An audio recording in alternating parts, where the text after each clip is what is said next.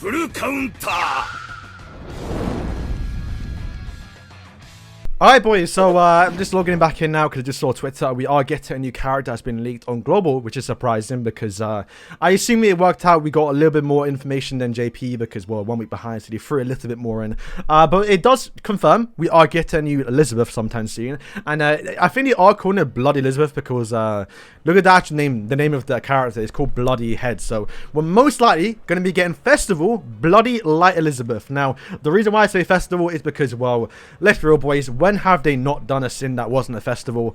Unless you're the ANNI or Ragnarok character, they're typically always festival characters. Plus, it's kind of a big character. This is Bloody Elizabeth, the new outfit. And also, we always get festivals every time we get a new chapter. And boys, look at this recent chapter.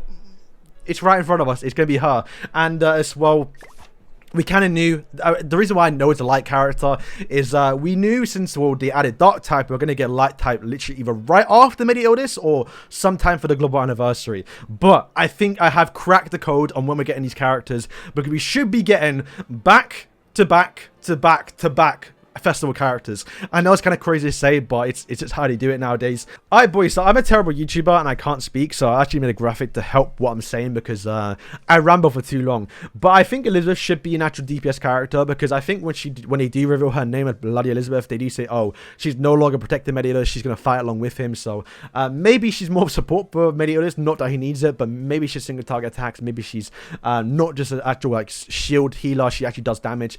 That would be kind of cool. Medi-Otis as it is right now, the darkness theme.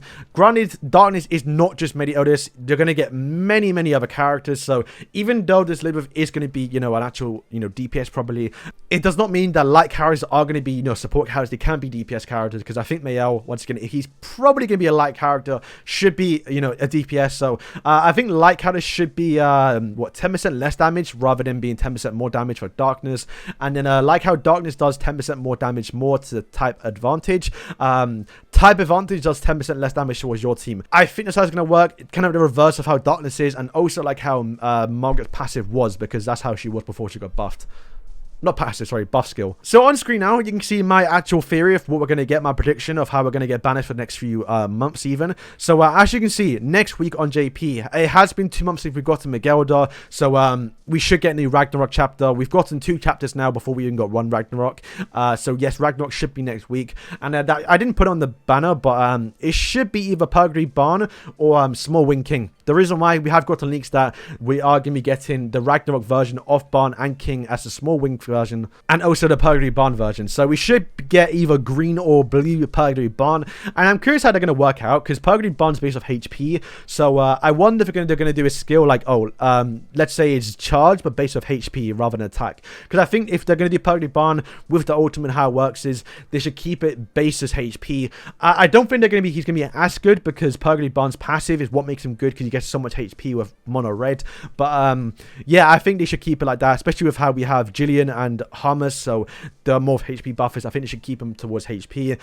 Small Wing King, he could be a kind of a broken unit, to be fair, because Small Wing King's ultimate is top tier. It's a really good ultimate, but it's his terrible skills and passive that makes him so irrelevant. So if you get a Small Wing King that does more damage, single target, more buff skills, however they want to do it, that could be a really good character. I can't predict what the Ragnarok character can be. It might be Fenrir, who knows, but you know, you couldn't predict Miguelda. Then 2 weeks later, after the Ragnarok banner, which is literally when Medi-Otis is leaving on JP. Granted, we are a week behind, so obviously it is on the 8th for us. But on the 27th of January, we are going to get the new character, which should be Elizabeth, which will be 1 month after Medi-Otis. So timeline-wise is perfect, because, well, 2 weeks later, on February 10th, we should get a new banner as well. That is 4 days before Valentine's Day, and like how we got last year, how we got Valentine's Derriere, we might get another one this year for another character. Maybe it's another Derriere, I wouldn't mind that. Maybe we can get that outfit, we can see in the newest chapter, that'd be pretty sick as well. But yeah, I think that could be the case here. I'm not too sure what they're going to do with this Elette, because she's still been leaked, so I'm not sure if she's going to fit in somehow on the Valentine's banner, or maybe the side character for Elizabeth. I don't know how they're going to do it, but she might be one of those 2 banners. I don't think she's going to be the Valentine's unit, because her outfit doesn't really say Valentine's Day. I think we might get another character, but once again, I'm not too sure what they're going to do there. Then 2 weeks later, so on the 24th of February, we're going to get a step up, because that is 1 week before global anniversary. And like, you know, it's global anniversary. They're going to do a massive comeback celebration. They have to do the step up for global anniversary. There's no way they can skip it. So it makes sense to get it on the 24th. And then 1 week later, because we always get step ups, like how we got Liz right now, she would step up towards, you know, the New Year festival. So we are going to get a step up for the global anniversary. It would be on the 24th. 1 week later, boom, we get the new festival. And then on March 3rd, we're going to get, obviously, the new anniversary, the new festival unit. And since we just got Elizabeth, we should be a festival unit. We should get a new Holy War. Granted, you have done back-to-back festivals. You have done back-to-back Holy War. So it doesn't necessarily mean we're going to get a Holy War. But I think with the recent chapters coming up, we should get a new chapter, like how we can see Elizabeth right here, where she does appear for the first time. She does her big part, like how, look, you see right here, Dario approaches Elizabeth, for example. She should be the main gimmick of that new chapter. Then boom, on March 3rd, we get a new chapter. We should be ESTROSSA, where he does get the assault form, because we are very, very close, man. These chapters have been super fast. They're covering a lot of content. So I do think on March 3rd, we're going to get the chapter with ESTROSSA, which he should appear for the global anniversary. Which, to be fair, is a hype character. I'm not too sure it's going to be a dark type character. Maybe he will be.